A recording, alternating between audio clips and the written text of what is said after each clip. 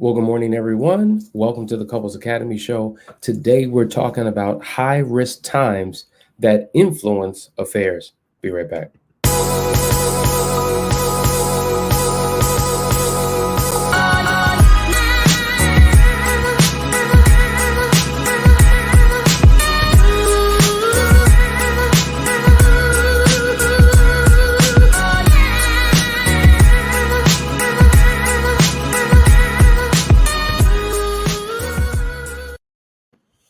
Well, hope all is well wherever you are dialing in from. We want to know what country, what city, where you are around the world. We're excited every time we get a chance to be with you. I'm rolling solo today, but we're talking about affairs. As you know, we're in our series, Overcoming Infidelity Complexities, and we've kind of just been moving along, trucking along, giving foundation and proper perspective for this thing called infidelity, affairs, betrayals, whatever term or colloquialism you like to use, it's all a betrayal. And we're talking about some of the challenges that are associated with that. And so today we're talking about high risk times. There are seasons that happen in a person's life that can create a vulnerability. And as a result of that, an affair can occur. We're going to go through 3, maybe 4 today. In the time that we have, and as we're talking, would love to hear from you, to have you weigh in, have you ask your questions, so that we can have a great discussion. So, in terms of these seasons, one of the high risk times that we're talking about is a time of loss, a season of loss. There are many of you who may have experienced the loss of a loved one. The loss could be a parent that has gone, a child that has gone too quickly, unexpectedly, whatever the situation may be. When someone in close proximity dies, it has a significant impact on you. We always encourage people to go to grief counseling because grief counseling allows you to work through your emotions and, that season of pain, of grief. And whether it's done or not, it impacts a relationship. It really does. There seems to be an emotional disconnect because both individuals, possibly, particularly in a marriage, are hurting. And so it's difficult for them to be there for one another if they're experiencing their own grief, their own pain, and not knowing how to manage, not knowing how to function. Some become emotionally numb. Some become very hypervigilant. The impact that it has on one may be different than the impact it has on another. And as a result of that, they can't be there for each other because they need somebody to be there for themselves. And so in that season, how do you medicate or how do you deal with your pain? For a lot of people, sex is comforting. Think about a person who's in a very vulnerable state. A lot of times they make poor decisions and get involved in sexual affairs because of what sex represents, what a touch represents, someone who can care for you, someone who can comfort you. And now sex is a tool that is being used to give you a feeling that you feel like you're not getting in that season of your marriage because both of you are hurting. And so we know that statistically, whenever there's any type of loss, there's a decline, there's a reduction in the intimacy, particularly the sexual, physical intimacy between two partners. So whether you're dealing with significant loss of a loved one, someone died, or whether you're dealing with a health crisis, okay, maybe it can be an occupation that has been lost. So now there's unemployment that can cause people to react in a particular way. Maybe there's a loss of finances, okay? There can be a loss of your home. Whenever you experience any type of pressure that you did not anticipate, that you did not expect, it can cause something internally to happen within you that changes the dynamics of the relationship. Jay says, my husband had a one-night stand after our miscarriage, but I didn't find out until recently. It was a year into our marriage. We've been married 11 years now. And see, this is exactly what I'm talking about. A loss of a child causes someone to, and here's the deal. A lot of times people are trying to figure out the why. What is the why? Why did you do this? How could you allow this to happen? And oftentimes they're trying to figure it out. They just don't know. On a surface level, right? Maybe this was the reason why. But what we're talking about now if you've been watching this series, goes a little bit deeper into the why and helps bring proper context to it. Doesn't justify it, doesn't make it okay, but it gives it at least an understanding as to how this can happen. So that's the first high risk time, if you will. But the second one I want to talk to you about are life transitions. You have to understand that everything in life is a transition. We transition from one age to another. We transition from one grade to another. Oftentimes we may transition from one geographical area of the country to another. There's change. The one thing about change is constant. It's something that will always happen. And so when we see that major shifts and changes take place, this is what happens. So number one, retirement. Think about it. You've been working 35, 40 years, 50 years, and now you've gotten to a place where you're ready to retire. That's a transition. Maybe you're with a company and you've experienced, a major promotion. You just got elevated to a position that you've been working for years on. Transition. Maybe, as I mentioned, you're traveling across country. I know many of our clients who have decided to relocate for work or for whatever the case may be.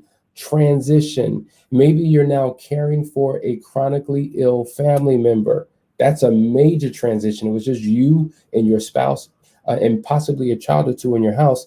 And now you have to bring in a sibling, or now you have to bring in a parent and take care of them. That's a serious transition. Maybe you're experiencing the threat of a lawsuit, right? And you've been in this lawsuit for several months or a couple of years now, and it's weighing heavily on you. That's a transition. These type of experiences can be both positive and negative, and they have a significant impact on how you view yourself and how you view your circumstances. And so either you can experience exhaustion, tiredness, frustration, disappointment, or if they're good experiences, you can experience entitlement, attractiveness, a level of superiority, right? And so oftentimes those feelings and emotions cause you to do certain things. So if you're feeling down and depressed and lonely and feel like there's no way that you can get what you need from your spouse, once again, you venture out and connect with someone else who understands you. And it's never just about sex. It's not like, okay, I'm going through a transition, I need sex from somebody else. It's a slippery slope. What happens is you begin to engage in conversation and connect and develop a chemistry, and somebody finally understands you. Even if it's a promotion, my spouses, they're not happy for me. I just wish I had somebody in my life who would celebrate me instead of tolerate me. And because you're in the same field, you understand what I'm going through. I feel like I can talk to you. And what happens is bonds are formed, right? Attractions are developed because we have something in common. And then that's how we begin to venture off into inappropriate close call relationships that ultimately become sexual. And so we have to be really careful, whether good or bad, how we handle transitions to make sure that there's that connectiveness, because we talk about how couples go from soulmate to roommate, and in some rare cases, cellmate, because there's an emotional disconnect in these situations and seasons and times that we've experienced have caused that breach or break in the relationship. But because we're wired to connect, wired for affection, we find someone else to be affectionate with. Stephen says, I feel the loss of my mother is my why. I emotionally stepped out of my marriage.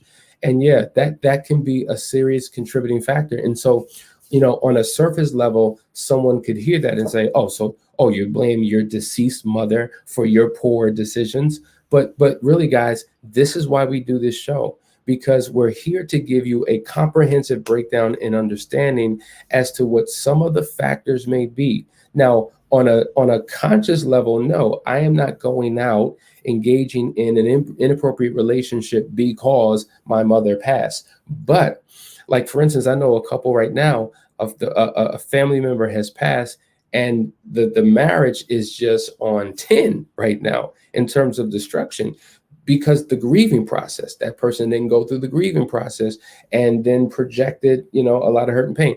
Or maybe you're stuck in your grieving and you're no good to anybody else. You're no good to yourself. And that causes your partner or even you to do certain things. So these are all realities that take place that we have to be mindful of. Let's go to another one. This is the third high risk time, if you will, and it's a time of pregnancy.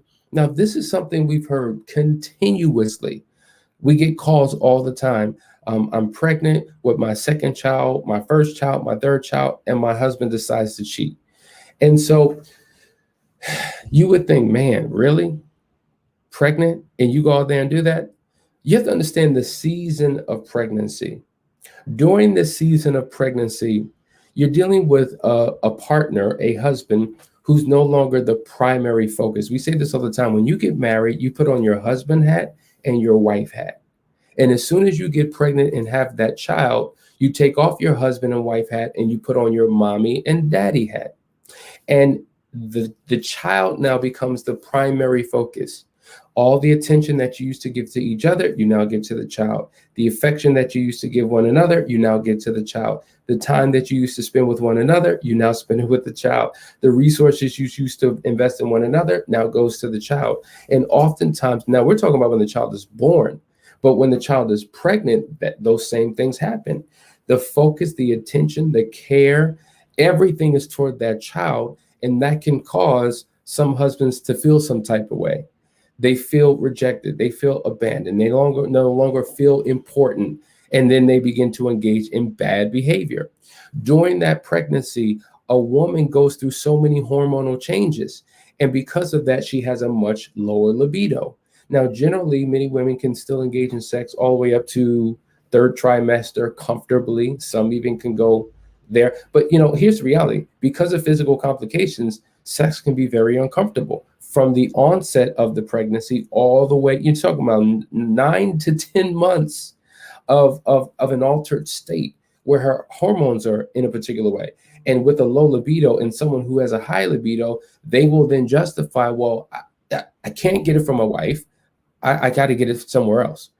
Now, also, her shape begins to change, right? Her stomach gets larger. And for a lot of men, they struggle having sex with a woman, with their wife, because number one, psychologically, they're like, well, I don't want to hurt the baby. Bruh, I don't care what your game is like. You're not going to hurt that baby. But that's number one. But then a lot of them say, well, she's more motherly, more matronly, and I'm not physically attracted to her in this season. And so therefore, the desirability that one has for their wife goes away during that season. Another challenge is oftentimes women are experiencing all types of complications like nausea and tiredness, and they require bed rest. And so they're not in a position, in a frame of mind, in a state in their relationship where the sex is as frequent as it once was. All of these are complications that really contribute to it. And then you're talking about sleep depression, all these changes that are happening in her. And so as a result, during this high risk time, many people have been guilty of having affairs with other people. And so we really have to be mindful of that. And so preventatively, when these such things happen, you want to be able to check in with your partner. You want to be able to assess where they're at mentally and emotionally. And you really want to talk about the season that you're in, because the more you talk about it, the more the issues are discussed, and you could find workarounds and solutions and ways to accommodate. All right, we have a couple questions. Jay says, what do you do if you're dating a woman whose spouse is deceased, but cheated on her while she was pregnant with the first child, and now, because of that hurt, she finds it hard to fully trust men? Well, I don't know what you can do. It seems like that's something that she needs to do. It seems like because she hasn't, in essence, divorced herself from her past, she hasn't adequately healed because of that past pain and trauma. You are now being held hostage to her past situations. So, other than encouraging her to get personal counseling to work on those particular issues, there's nothing that you can do to help her heal. One thing you can do is be integral, be honest, be trustworthy, and not do anything that will justify why she cannot trust. There's something called confirmation bias. So what that means is, here she is, she's a woman who does not trust men. and then you do something that's suspect. Well, you just confirmed her bias that men are untrustworthy because of something you did. So a person with confirmation bias is actually looking, they're looking and waiting to see what is he going to do. And if you do something right and integral, okay, well, that did not confirm her bias, so that doesn't count. That was a fluke, that was a hoax. I'm looking for what's going to confirm my bias. And so when we enter into life and into the world through that lens and with that perspective, it makes it very difficult to be able to be you without feeling like, oh my God, everything I say, everything I do, every step I make, every move I take is going to be under scrutiny. So, the reality is not everybody's ready for a relationship. They may think they are, but if they're holding on to pain and residue and issues and idiosyncrasies of the past that they have not dealt with, they may not qualify in this season of their life for a committed relationship. So hopefully that makes sense. Allison, my husband had an affair a few months after he was medically retired from the Marine Corps, which he was very unhappy about. Also, while I was pregnant with our second child, it's hard to get past this. I can imagine. I don't know how long ago you're talking about, but see, this is proof here, folks, that these seasons are real and they do create vulnerabilities in a relationship. And so he retires and pregnancy, which are two of the transitions that we were talking about. And so I don't know if you've ever gone to counseling. I don't know if that's something that you've ever considered, but I would highly recommend you do it. And so sometimes people think, well, the affair happened so many years ago, like we're so past that. But if you're still dealing with the residue, if you're still dealing with hurt, if you still have triggers, if there are still trust issues, if there are still things that get in the way that are causing an invisible wedge or blockage in your relationship, it is worth seeking help. Let me ask this question. If things were to never change between you two in terms of the issues that you currently have, think 5 years from now, think 10 years from now. Is that the type of relationship that you want, that you desire? If not, it's not too late to make course corrections. So we encourage you to reach out to us at Couples Academy. All right, we have another question, Lene. Regarding pregnancy, it seems that whole topic should be covered during a premarital counseling, especially if the husband wants children. They need to understand the impact of this season. However, with a low-lying placenta, the child and mother may be at risk. Now, low-lying placenta, I'm not familiar with that. You're probably educating me on that. But I do agree with you that this is something that needs to be handled in pre-counseling. Let me tell you something. Unfortunately, most premarital counseling is wiggity, wiggity, whack. Okay? It's interesting how we spend a year preparing for a wedding and about 3 to 4 sessions, an hour session, 3 to 4 hours preparing for a marriage. We're more focused on the day than the day after. And so a lot of times there are basic questions, basic topics covered. We race through it. It's surface issues. We do not go deep enough. Now, I'm not Catholic, but the one thing I do respect about the Roman Catholic Church is that their premarital counseling is no joke. You're in that thing for months. They take that serious because they realize that this is the most important decision that you will ever make in your life. It's more important than what college you choose. It's more important than what career path you choose. It's more important than what car you select. This is a lifelong decision that will have generational implications when you make it. As a matter of fact, there's a book called The Millionaire Next Door. In their second book, The Millionaire Mind, in that book, they said that 95% of a person's success or failure is determined by who they select as a mate. I thought that was powerful. And so, yes, premarital counseling is something that we highly recommend. And that's why when we do it, it's comprehensive and we cover a multitude of issues and we go deep. And my philosophy has always been, you know what? You come to me for premarital counseling. It's my job to make it as difficult and as hard and as excruciating as possible for you to say, I do. And you say, well, why would you do that? Like, we want to get married. I want to make it as hard as possible for you to say, I do. So it won't be so easy for you to get a divorce. Does that make sense? So if I've taken you through and put you through the ringer and you still come out, you're qualified. So Yeah. All right. We have another statement from Hope. Why do men marry multiple times? Probably because they experience multiple divorces. The same reason why women marry multiple times, because they experience multiple divorces. And one relationship didn't work. They want to take a second stab at it, a third stab at it, sometimes a fourth stab at it. We have many clients who are on their second marriage. We have some clients who are on their third and fourth marriage. That proves that they love marriage. They love marriage. They just may not know how to make it work. And so they're coming to us to figure out how to actually do that. And so that's the journey that we take people through. So guys, I hope this is helping. I hope this is giving you something that really makes sense, that you can think about. And so if you've been in these seasons, and if you're struggling in these seasons, but no affair has happened, listen, I think that the only time people come to counseling is when something's wrong, when some crisis has happened. The only time we go to the hospital is when we have bullet wounds or when we've broken bones. And there's something called preventative medicine, right? And having, I guess, a preventative physician that can make sure that you're in a good place. You don't have to wait till you're on death's door. You don't have to wait till your marriage is in crisis in order to get some help. You want to go to counseling to prevent yourself from getting in those spaces. All right, Chandrika, why is it so hard to get past infidelity and trust that person again?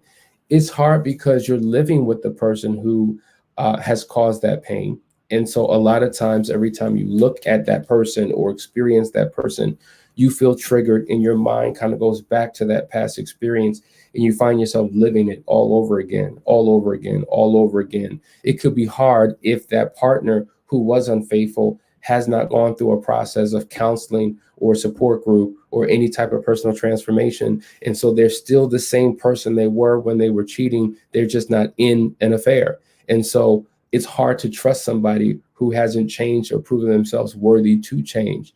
It's hard to begin to trust again and move forward if you haven't gotten any help. I know I sound like a broken record, but you need somebody. Everybody needs somebody to get through it. It's hard to trust again and move forward when you have people in your ear who are feeding your insecurity, who are telling you you could do better all by yourself, who are reminding you of your past pains. It's hard to forgive somebody when those in your community are going through pain as well. Well, my girlfriend over here, her and her husband aren't working out. My brother and his sister, they're not working out. So all you have are constant reminders because you're in a community, in an environment that reinforces the pain and the trust issues that you have. It's hard to move forward when you don't have full-on conversations and go through full disclosure, unpacking all the details of the affair. So now you're trying to figure it out. What happened? What didn't happen? All these different things add to the inability to properly heal. And that's why we do what we do with Couples Academy. Heather says, counseling is so important. I agree with you. LaShawn says, good morning. I ruined my marriage with lies. I'm now trying to fix me because I'm broken. I appreciate your transparency. That just did a whole lot for so many people who only can see what their spouse does, but doesn't acknowledge what they do. Getting that individual help and healing is going to be important for you. Guys, I appreciate you. I hope you got something out of today. Tomorrow, we're coming back for another breakdown of other consequences that happen in high-risk times and seasons in your marriage that lead to an affair. Listen, subscribe to the channel, share the page, let the people in your community know who we are and what we're doing. Love you, and we'll see you tomorrow. Can bring us